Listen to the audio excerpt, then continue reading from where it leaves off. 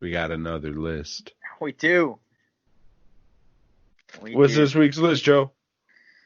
This week's list is our top horror. Just horrors of the world.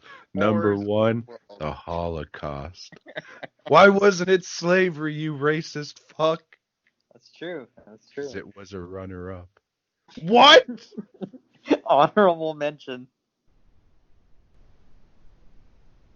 Were we supposed to do honorable mentions for this?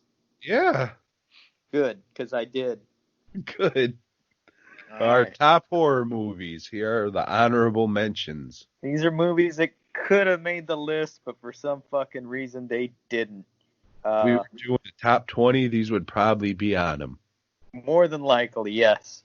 I've got Carnival of Souls. Yeah, baby. I like this movie. Is that the black and white one? Yes, it is. It's one of those like, oh, you were dead all along type movies.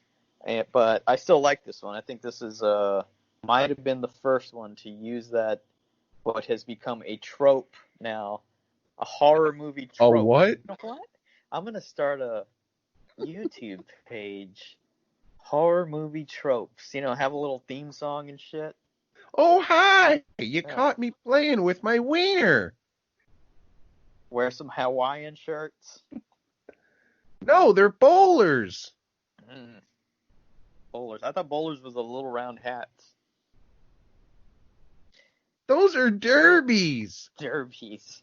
I had a derby. Well, no. Next on my list of honorable mentions is the Texas Chainsaw Massacre. Good fucking movie, and it holds up really, really well after all these years, unlike Poltergeist 2. We'll get to that.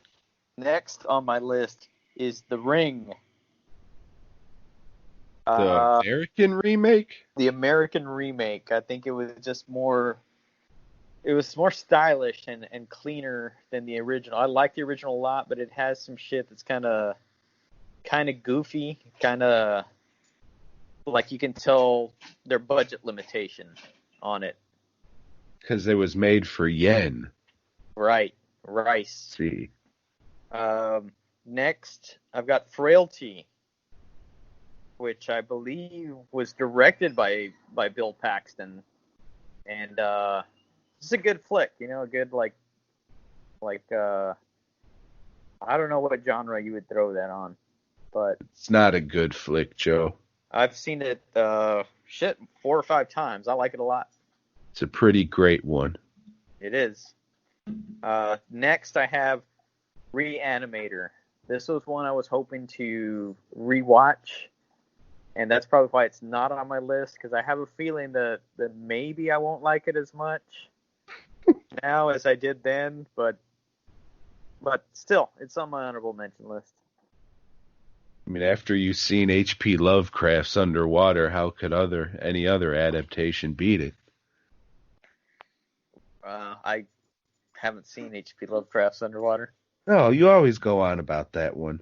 Yeah, I do. It's probably going to be on my top, 2 movies list? There was only one that, and Hansel and Gretel were the only ones that came out in theaters. Top of the year. Great.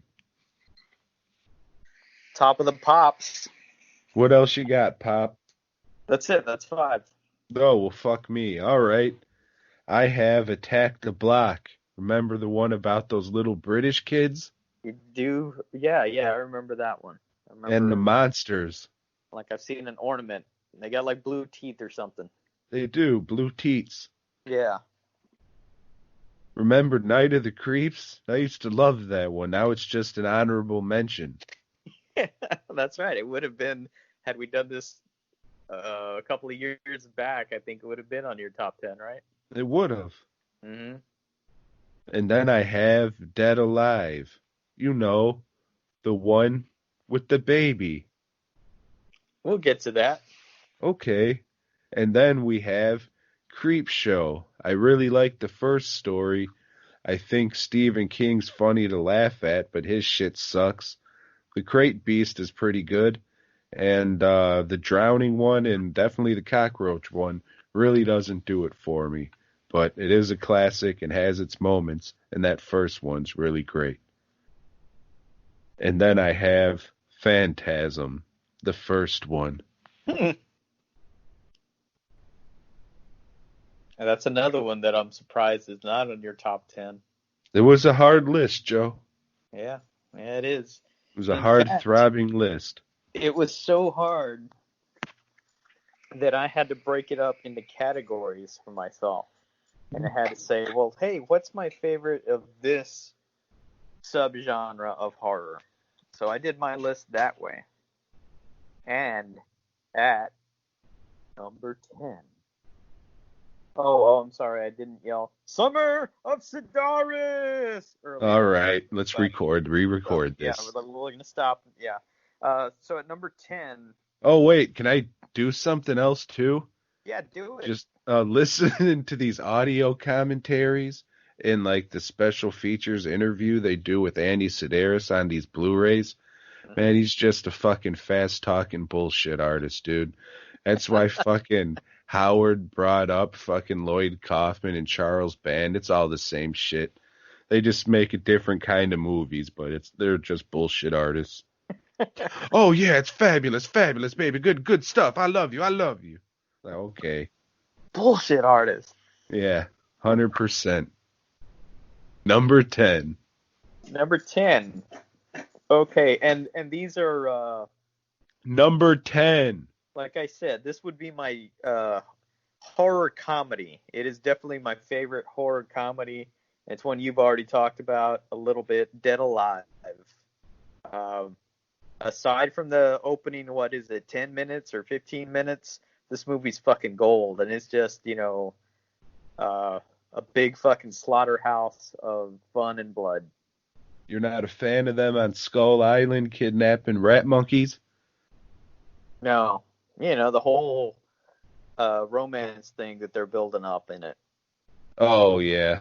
I mean, that's whatever. Mm-hmm. I seen that vest he was wearing in person. It looks like it should have been on a baby. That thing was so small. He actually came to the States for a Mask Fest. That was cool, and he gave me a free autograph. Oh, and for that, I will always say he's a good guy, even though I don't know his fucking name. Yeah, nobody does. But he's got one of those fucking baby heads somewhere.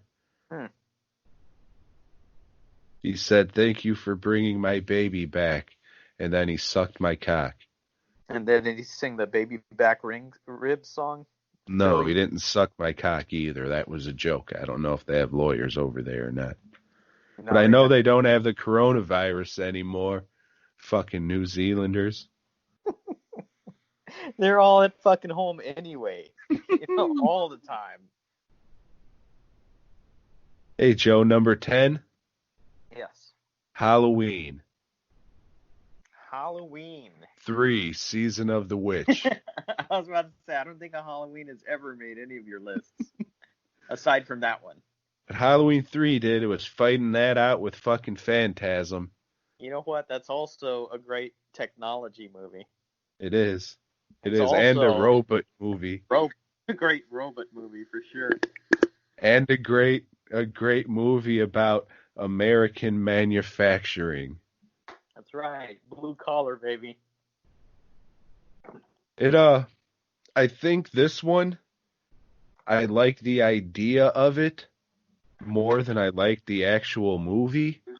But I mean, that's a lot of horror movies where the ideas are really good, but they're not the best. But they still hold a place somewhere. Yeah, I mean, like with most horror movies, if you really take the time to stop and dissect the plots, of course all that shit's going to fall apart, and it's going to be, well, that doesn't make any fucking sense. But, yeah, like a lot of the shit we like doesn't make any sense. A summer! Oh, we don't like that. Never mind. 3 out of 12 ain't bad. And that's surprisingly weird that it's the same 3 that we both like. That never happens. No, that's unheard of. I guess because it's the last 3. They had all that experience. Mm-hmm. And at that time, it was like, fuck it, we're just doing whatever. Well, he didn't even direct those, did he? Not Day of the Warrior, or not Dallas Connection either. Right. Savage Beach he did though, Okay. or Return to Savage Beach. Lethal Yeah, man, your Return. sperm's better than you, homo. Sorry, I shouldn't call him sperm. Lethal Ladies Return to Savage Beach. Yeah, whatever. They put that in like half the movies, and it should be on every one. They're drunk. Fuck a Mill Creek too. Pieces of shit. Go get fucked, all of you. Number 9. Number 9. So here I went to anthologies, and it's Creepshow. You know, it's got a great opening and framing sequence. That first story is pretty great. Stephen King is funny as hell. You got a lot of roaches. If you're scared of roaches, it's gonna creep you out. Like, does that one do anything for you? The old man cracks me up, and the maintenance guy, he cracks me up too. And the crate monster. You know, this one actually could have fell into the horror comedy thing that I had, but I mean, when I think of anthologies, Creepshow is always the first one that comes to mind. It's not the theater one with Mickey Rourke. No. Yeah, fuck that movie. Well, that's a shame.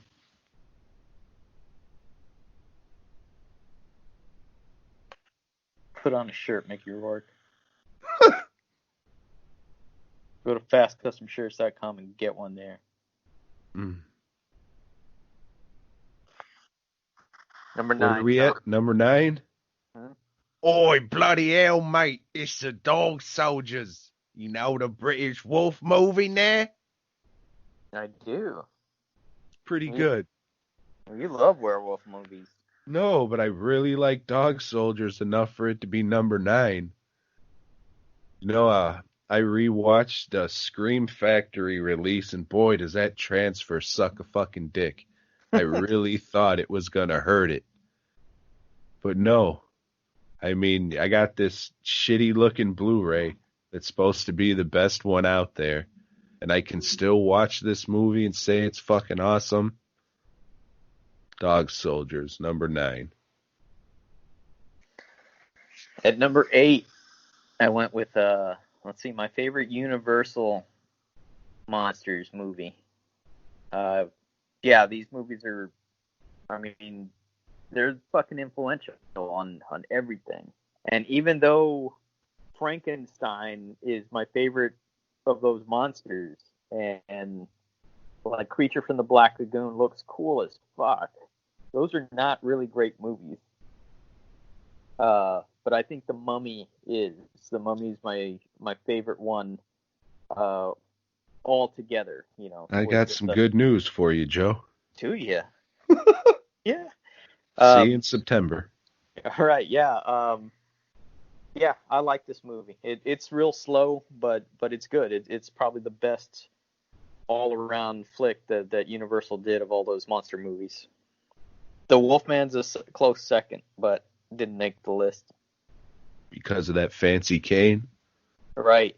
That fucking cane, man. I understand. Mm-hmm.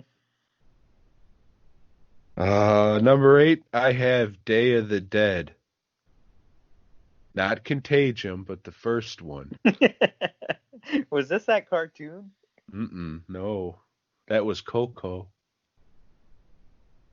But yes, Day of the Dead, I think, well, obviously, I'm not going to have any other George Romero movies on here.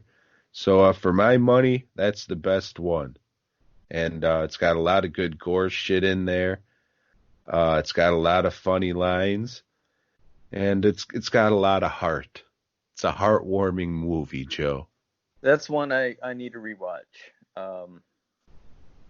I haven't seen that in years and years. I remember liking it, but I like Night of the Living Dead a whole lot. I'm not as big a fan of Dawn of the Dead, the one in the mall. There's just too much stupid shit in that one for me. I like it. It's not the best. I'm pretty sure it definitely doesn't hold up like the first time I saw it. But I would say it'd be okay, but Day of the Dead for me, that's definitely where it's at. But that's the gore movie too, so Yeah. number 7. Number 7, and this I put as my favorite ghost movie with a ghost in it. It's not Ghost with Whoopi Goldberg, but it is The Devil's Backbone with our boy Guillermo del Toro. Yeah, I've talked about this one several times in our previous lists or whatever, and it's fucking good, man. It's good. It's Criterion good. It's in Spanish though, right? Yes, it is. Yeah, speak English or get the fuck out. That's what I say. I don't think they were here. Oh, well, don't I look silly? You do. Oh boy. Yeah, I think I've seen this years and years and years ago. This is a war movie? It takes place during, I guess, the Spanish Civil War. It has a little kid? Yeah, it's got a little kid. Yeah, I seen this a while ago. Man, I just like his Hellboy movies. Pan's Labyrinth's okay. Well, so I've been reading that BPRD collection, and it does make me want to go back and just watch that opening sequence from the first Hellboy with his origin. Oh, the new one though is good with Lobster Johnson. Yeah, Lobster Johnson was all the way in that. In the third one or whatever. The most recent one? Yeah. It was good stuff. Hot stuff. He was the Sandman, Yeah. Number 7, Yes. Texas Chainsaw Massacre, Hey, that's a good one. Part 2. The comedy, the horror comedy. Yes. If we did this one a couple years ago, it should probably be in the top 3. I still like it. The characters are crazy as shit. Jim Sedow's fucking awesome. All the set decoration, what they did with their underground house shit and all the bones and garbage, everything looks really good. It's just, as you get older, sometimes it's just a little too childish, maybe, or maybe just a little too much. I don't know. Chop Top is cool, I guess, of a character as I thought in high school. I don't know if that's the right word, but like a funny, a standout character, I guess. Maybe just because you see him riding that for 20 years or whatever. I don't know. But still, Texas Chainsaw Massacre Part 2, it made the top 10, and I'm thankful for that. Number 6. Number 6, and I had this listed as like one of the most, I guess, recent things on my list, or what would I call it, of the past decade, and that's The Witch. We've talked about this film before. I really, really liked it. This is one of the ones that I bought as soon as it came out on Blu-ray, and I don't do that. I don't do that for a whole lot of movies anymore, but this one I had to rewatch it again, Tom. How was it? It was good. It held up. Nice.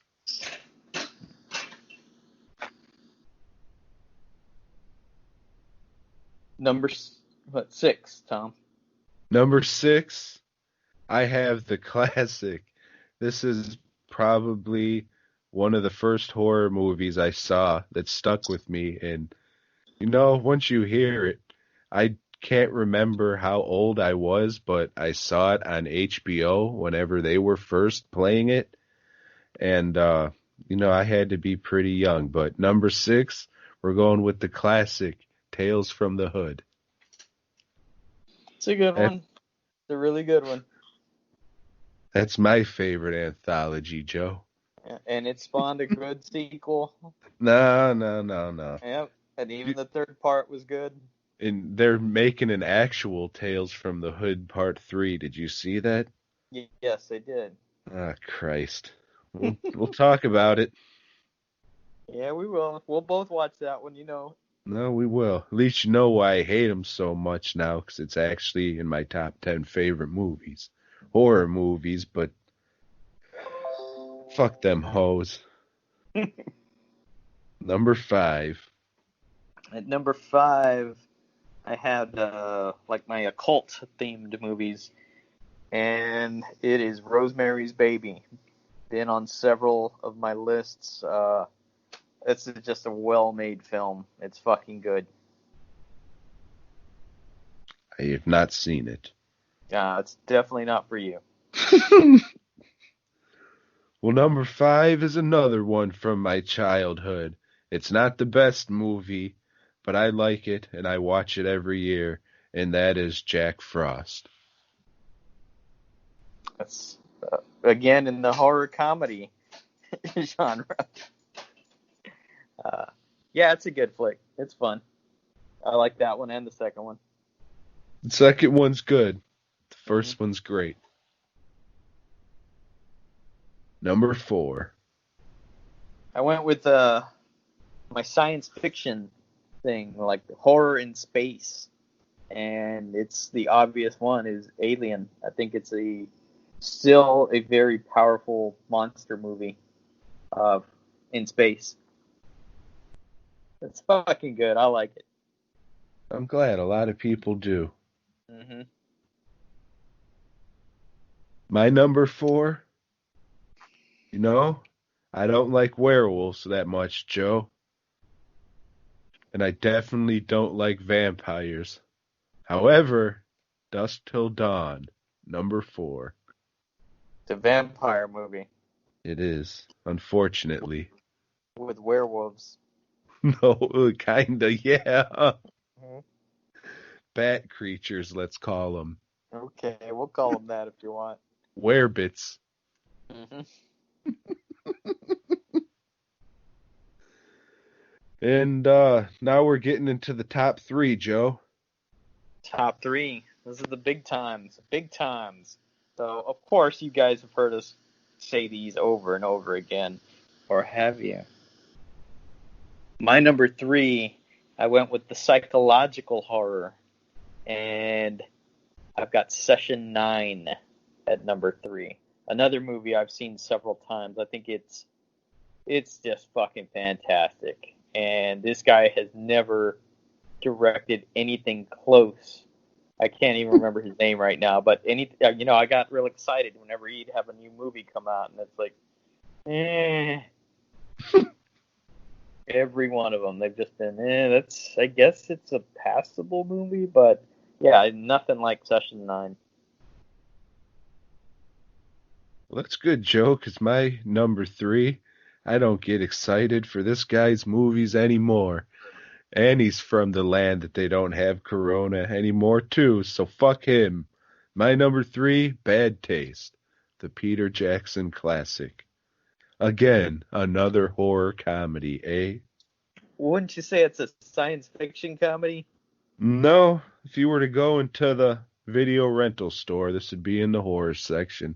So it's been miscategorized, is what you're saying. I wouldn't. All right. Good movie. It is. Number 2.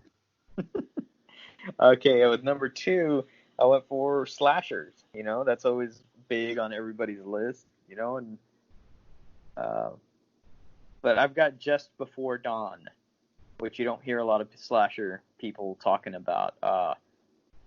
This is just, again, it's not what I expected from a slasher flick, one of those slasher in the woods things. It's good. It's not just stupid shit. Good to hear. Yeah. It's good. It's not just stupid shit. All right, well, most of the slashers are just stupid shit. You know, it's just like your typical. You got some tits, and then the fucking slasher is gonna come out and kill them, and it's either like a mystery, and there's a fucking reveal at the end, or not. This one does. You know, it's just like, oh shit, there's twins. If you haven't seen it, spoiler alert, they're twins. Oh no, like Basket Case. There's two of these motherfuckers.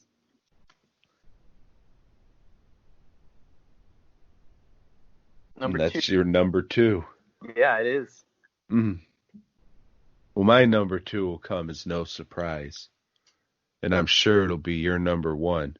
And that is Brain Damage, the Frank Henenlotter classic. Again, a horror comedy. I would put it more along the lines of science fiction. I bet you would. Because of his old light bulb head. Mm-hmm. I really wish it had a better ending. All you needed were a couple little Elmer monsters popping out of his head. Not just a stupid fucking Maglite head. But you can't win them all, Joe. Let's hope your number 1's good. My number 1 has been on my number 1 many times before, and it is The Thing. Should have been pretty obvious by now if you're a regular listener to the show. This is for me. It's perfection. There's no better horror movie out there. Perfection. You could put it in the realm of science fiction. No, definitely. It's an alien movie, you fuck. It would in top snow? that list well.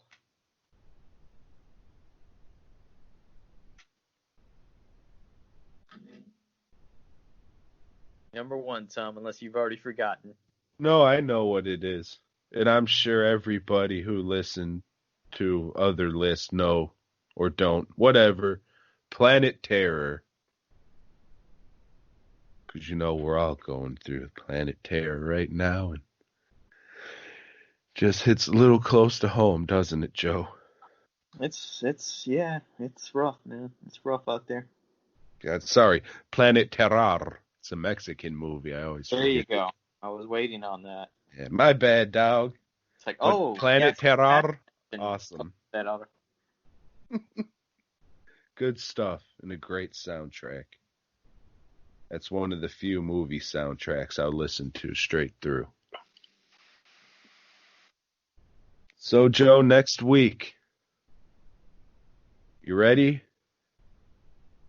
We're ready for Return to Savage Beach. And our top 10 movies from 1997. 97. Let me write that down. Me too. Top 10 movies of 97. All right. All right, let me pull that number out of my ass. Yeah, good. I couldn't think of anything. So, everybody, I hope you enjoyed our shitty list this week and our even shittier list next week. You got anything to say, Joe? If you want to, go over to fastcustomshirts.com, order some shirts. The sale is already over. You missed it. But hey, my prices are more than reasonable. Go order some shit. DWNProductions.net. Luckily, I'm still pretty busy when everything comes crashing down and I need you to go to the website. I really hope you will. Hey, I we really all and truly do. We all do. We all do. God damn it. Boy, Gob.